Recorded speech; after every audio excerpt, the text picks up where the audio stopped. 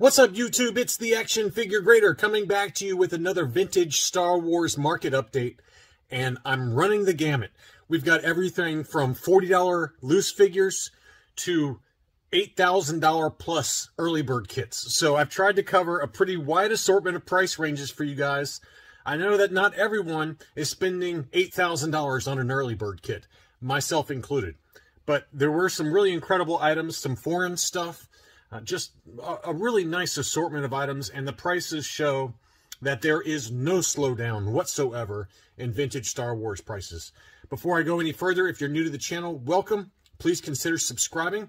I'd like to cover price data for comics, for vintage Star Wars figures, as well as the modern vintage collection line. Let's go ahead and dig right in. Here was a seller that had a number of beautiful, loose, ungraded figures.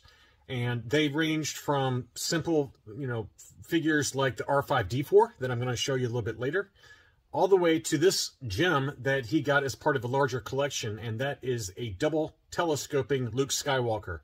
And he provided plenty of good photos. As you can see, this one is probably very similar to my unmarked engineering pilot example. It's got just a little bit of yellowing on the torso, and probably at best an 80 score. I think it would hit an 80. I think it would hit an 80. And the saber, it was very detailed photos that shows the inner filament length of it and things like that. And the condition of the saber. I didn't look to see if what the measurements are for the saber relative to one that is complete. It looks complete to me, but I don't know. I don't know the exact measurements of a double telescoping saber, but he was good enough to include measurements for those that are really picky about that kind of thing. It looks like a complete saber to me. It looks like it to me. It sold for $1,400, so that makes me think that it probably was a complete saber. $1,400 is about almost what I paid for my graded unmarked engineering pilot. So that shows you the advancement that we've seen in double telescoping saber Lukes just in the last, let's call it 2 years. It's a pretty incredible item, though. Here was another item that was pretty insane to see actually at an auction on eBay, of all places. I mean, this to me would have been better. The seller probably would have been better served listing this at Hakes or something like that. He probably would have gotten more for it. Maybe not. I don't know. I'm not an early bird expert, but this was a gorgeous example of the mailer kit, the early bird set, and it was a double telescoping saber Luke, no letter on the hilt. So some of these early bird kits did not have a double telescoping Luke inside. But wow, what an incredible item. It was AFA 75, archival case. The box was a 70, the window 85, wrapper, I guess, and the figure scores were 80. So that's a pretty amazing item. This is a holy grail type of item. It sold for $8,276 plus $21 shipping. So about $8,300. My gut says that this would have sold for even more on some of the larger auction sites where it would have attracted some of the whales, like Hakes or Heritage, something like that. But, I don't know relative to the fees that those companies charge versus, just selling it on eBay for 13%, whether it would balance out or not. I don't know the answer to that. Here was an AFA 70 plus 20 back G Princess Leia. It's got that Boba Fett offer, 20 back G, 70 plus. Pretty nice looking example. That sold for $956 plus $12 shipping. This was by Jeff Jacobs over at the JCE Toy Shop. I'm a big buyer from him. Not a big buyer, but I mean, I bought from him many times before, both comics as well as action figures and a die cast even. I mean, he's just provides really good items, great service. It's always well packed, always. And like when I got that die cast mint in sealed box Falcon, I mean, it was like bomb-proofed. It was unbelievable. So I'm a big proponent of Jeff. I think he does a great job with his sales. He also had this one. This was $1,083 was the final sales price. It was an AFA 60, 20 back Obi-Wan with white hair. And let's see, this is a 20 back G also, white-haired Obi-Wan. Lower grade, but the subgrades were nice. Bubble blister was 80, figure was 85. So it just happened to be a card that had some bad creasing to it. You can see the crease there in the upper left-hand corner on the front. And on the back, it looked pretty good. I mean, it just had some heavy wear around the card back. It seemed like a pretty harsh score for the card score to me. But That's what it sold for, $1,083. was the final sales price there. JCE Toy Shop also had this. Now, there were a number of loose graded Leias that all sold around the same time. I mean, I think it was all the same day, actually. So it's interesting to compare prices, and it seems like the market's saying that AFA graded, loose graded first 12 Princess Leias command the premium. And so let me show you the data. This is a CAS 80 plus Leia. Really nice example overall. Pretty clean looking. This was a Hong Kong 80 plus grade, and it was just graded this year, so it's fresh grade. That one sold for $255. Jeff also had this one. This one was a CAS 85 grade. So CAS 85, also Hong Kong. That one sold for $311.90. So to go from an 80 plus CAS to an 85 CAS, you can add about 60 bucks or so. Now, compare that to this one that sold the exact same day. This was an AFA 80. So the lowest grade, but it was an AFA versus CAS, and that one sold for $390. So that just shows you, at least for Leias, they really, collectors, the market seems to trust AFA's grading for Leias more. And I do think that there was a little bit of, I mean, no offense to the seller if you're watching this, but this photo was very clearly, in my mind, brightened. It just looked like he added some brightening to the photo to make it look brighter than it really is. Maybe I'm wrong, but I think that helped with the sales price, but it just looked like he used a little bit of brightening. I mean, if you look at that versus that, there's very clearly some brightening going on there with the photos. But I do think that in general with Leia's, what I've found over the long haul is that AFA grade, especially new case, really nice clean case like this, Princess Leia's and Luke Farm Boys, Stormtroopers, those white figures, Hoth Stormtroopers also, those white figures, if they're AFA graded, they tend to command a little bit of a premium versus Collector Archive Services or UKG. That's just what I've experienced over time. And this is also a brown hair and belt on the label there. I can never tell the difference. I mean, they all look the same to me. This looks like the same hair color as this, but this was labeled as a brown hair. This one didn't have anything on the label, but it looks exactly the same to me. I can't tell the difference. But that's what this commanded. This, and brown hair and belt Leias do tend to command a little bit of a premium, I believe, because black is the standard release. And CAS does label theirs as brown versus black. So this is a black hair and this is a brown hair. But it's also an 80 versus an 80 plus or an 85 with CAS. So it's just, I'm probably rambling more than you care about it, but I wanted to at least show that and talk about it. Here was a loose R5-D4, a couple of these. I just wanted to show these. There's collectors out there that are not into loose graded figures, and that's cool. This one was nice, though. It was in pretty good shape, it looked like. The photos weren't great. It was kind of blurry, so you can't really tell. But it looked like a Hong Kong, pretty clean overall. He mentioned that the head clicks. It sold for 50 bucks after shipping. And then another one, this one sold also. Very slight discoloration to the sticker there. But nice, clean condition overall. Just a little bit of paint, blotching on the leg there. You can see right here a factory, defect on the paint. But that one sold for $47 plus $4 shipping, so about the same price. So for a decent, let's call it AFA 80-ish, maybe 75 plus, depending on whether the graders got indigestion or not after lunch, you're probably looking at about 50 bucks for an ungraded R5-D4. I thought those were both pretty good deals.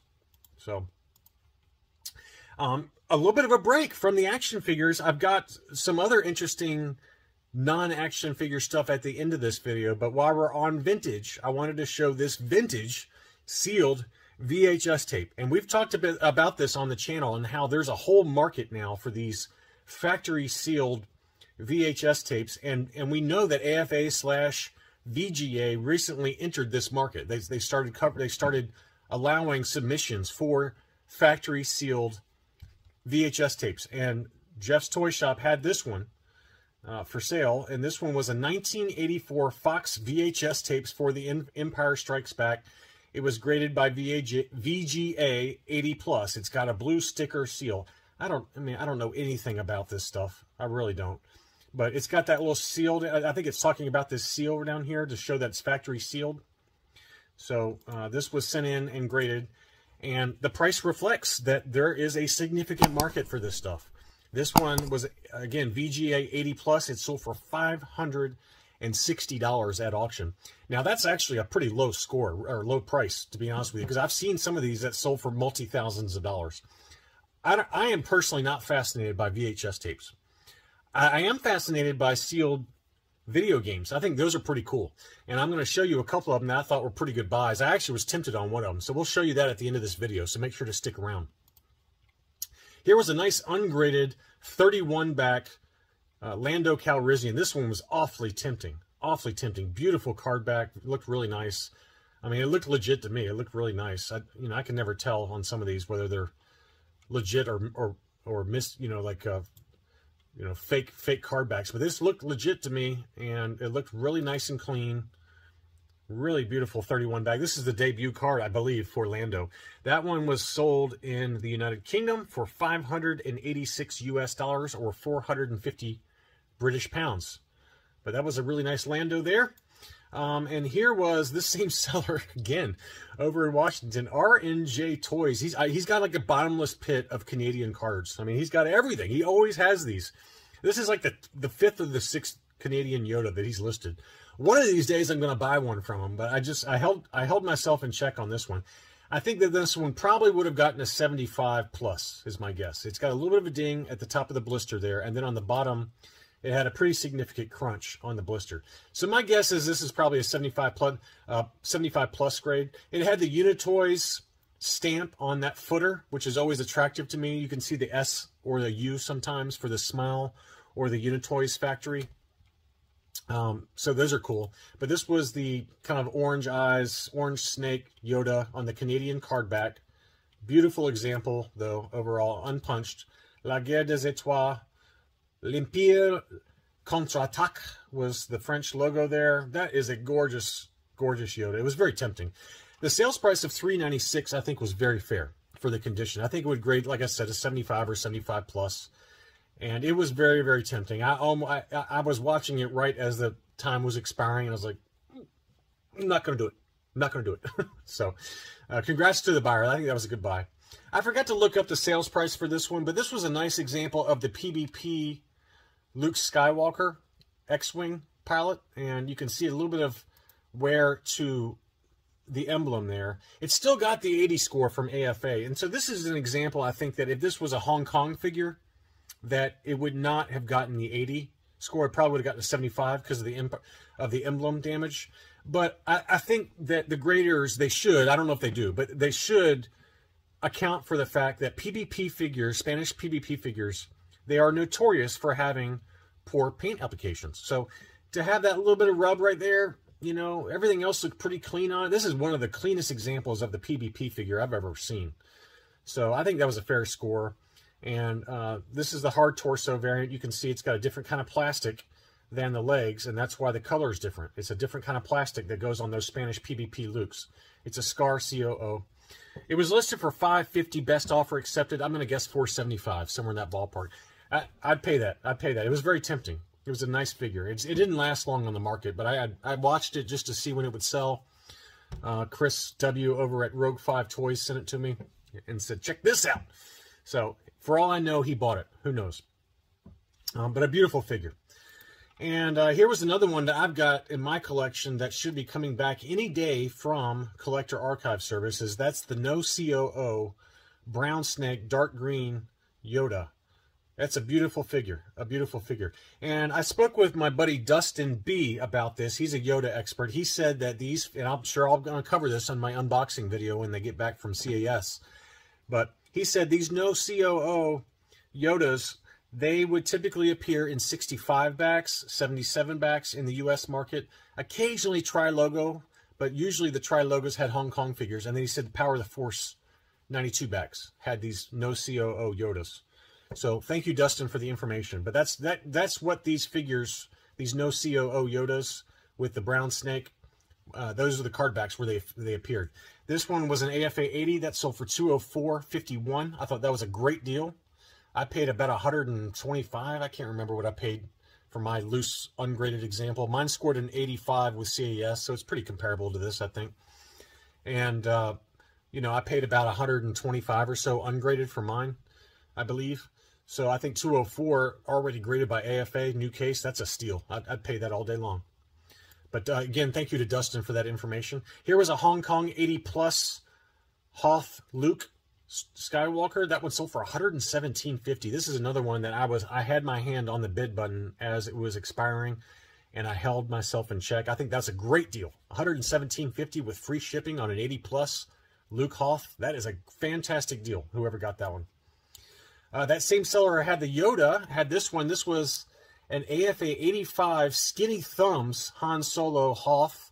I'm glad that AFA has moved over to mentioning that skinny thumb variation for those Hong Kong figures.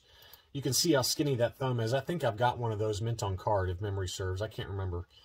I think mine, I don't remember for sure, but I think mine in the Tri-Logo blister is that Skinny Thumbs Hong Kong. It may not be, I can't remember. But really, really nice figure. This is the dark beige pants. That one sold for $225.90. AFA 85, I'd pay that. That's a good price. Another one I forgot to look up the sales price on. I think it sold for $500. Don't quote me on that. I looked it up, but forgot to double check myself. This was the US version of the Survival Kit mail away. And this one had the flyer inside as well as the catalog. There were some that did not have the catalog inside. They just had the flyer. But this one had, I'm sorry, some of them had the catalog with the sealed survival kit, but they did not have the flyer. So this one is noted as having the flyer, though. It was graded 80. The box got a 70. The window or the baggie got an 80, and then the actual contents of the baggie got a 90. Pretty nice item, though. That's a pretty nice item. That's different than the one I have. The one I have is the Canadian version. But anyway, that one did sell. That was a really nice example, though, of that survival kit. Here's one that was an interesting story. It was listed at auction, and it just went away. So I think somebody contacted the seller to make an offer on it, and it was an AFA 70 Bosk Return of the Jedi 48 back transition card clear blister. Very, very nice. The blister and figure scores were 85, so you know this was a really nice high grade example. That one sold for $475. It says winning bid of $399. It was not. I looked it up on 130point.com, and the final sales price was $475, or about $100 more than what I paid for my AFA 80 example a couple years ago, admittedly. So that shows you how much these transition cards are becoming a very, very highly collectible item. These Return of the Jedi Neon Numb transition card 48 backs, they're very, very collectible these days. Every one of them seems to be going for big prices now. Here was a beautiful AFA 85 Return of the Jedi Jawa clear blister. Yowza! Beautiful 65 back A. The card got an 80, blister 85, figure 90. It was punched, but that was a gorgeous clear blister. And this one seems to be very commonly available on the clear blister. At least the last few examples I've seen for sale on eBay and on Hakes. It sold for $765. $765 for a Return of the Jedi clear blister. So the market continues to speak when it comes to Return of the Jedi clear blisters. And I feel like the longer we go and the older these get, the more these command big, big money prices. I mean, these are like Empire Strikes Back prices now. Empire Strikes Back carded Jawa prices. $765 is a big number, but admittedly a really, really beautiful example.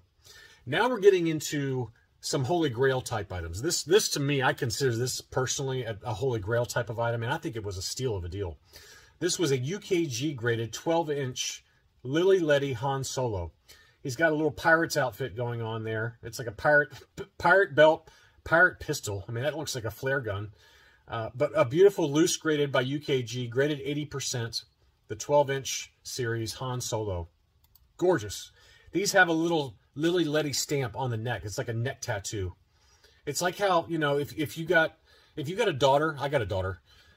I'm hoping that she doesn't bring back a guy who's got a neck tattoo of a Lily Letty stamp right here. If he does, I'm going to show him my gun collection, okay? But I'm an idiot. But anyway, this is a gorgeous example of the Lily Letty Han Solo. And it sold for $1,292 plus shipping. I think that's a great deal for a graded example. That's a pretty darn good deal. I've seen them sell for that ungraded before, or higher. or higher. So I think that assuming that this is 100% legit, which it does, it looks legit to me. 100% guaranteed to be Lily Letty, according to this seller. Whew, man, that's a holy grail, in my opinion, for a very, very good price.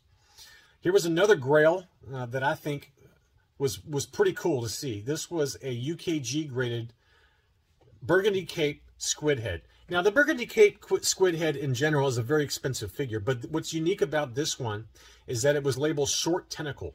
And I don't know if it was just kind of a factory defect or what, but it could have been a short pour for the head part that was plugged into the figure. But those tentacles are noticeably shorter than my example. I have this figure graded by CAS, but the tentacles are the normal longer tentacles that you see on the Lily Letty Squid head. But you can see here on the label, it says Burgundy Cape, Lily Letty, short tentacles. This is the first time I've ever seen one like this before. I tend to think personally that this is not like a variation of the figure. I think this was a short pour for that tentacle, for the head. The heads are manufactured separately and they plug in to the figure. I think that this was a defect, a short pour. And we see short pours all the time for on the feet. We can have like a stubby hand, I think this was a short pour for the tentacles. I could be completely wrong. This could be a pretty unique variant. I don't know, but I've never seen it before. So my gut says that this was probably some kind of factory defect, but it was very, very cool. And it sold for big money. It sold for 1,747 pounds or 2,277 US dollars. That is a big number. That's about 2.5 times what a normal Burgundy Cape Squid head goes for. So clearly the market is saying that it's rare, and it was a beautiful item. Now, to finish the day off here, we've got a couple of video games that were graded, and this one unfortunately only showed the back photo, but it was a graded VGA 80 plus Jedi Starfighter. And I wanted to show you guys, this is what the game looks like on the front there. Let me pull that up really quickly so you can see. This is what the front of the box looks like. Star Wars Jedi Starfighter. This was graded by VGA. It was 80 plus apparently. That sold for $71 plus $12 shipping. I think that's a good deal. That's a really good deal for that. That's pretty cool to see that. I don't even know if you can get it graded for that. The cost to grade that is probably pretty close to that. And then this is the one I consider bidding on. It was about 150 bucks with time expiring, and it jumped up at the end to 202. I still think this was a good price, though. This was a VGA 85, so Near Mint Plus, Knights of the Old Republic #2. Now, this is the Game of the Year edition, so it's kind of like the re-release. So it's going to be a little bit less expensive than the first release. But it was graded 85, and it was Knights of the Old Republic, which I always love. I mean, this is #2, Knights of the Old Republic 2. And the reason I wanted it is just because the box art was so cool. It's just great box art there. It looks like it's, I think that's Darth Nihilus on the front of that. I could be incorrect there. But what an awesome box art there. Very tempting. It was very tempting. I think 202.50 for that was a pretty good buy. Pretty good buy for that. But I wanted to show that because they ended about, the same time as some of these other items, and it was too hard to not include it for those of you that do collect graded video games. I've only got 2 myself, but I just thought they were pretty cool. Anyway, that's all I got for this video. Thank you so much for watching as always, and I'll be back soon.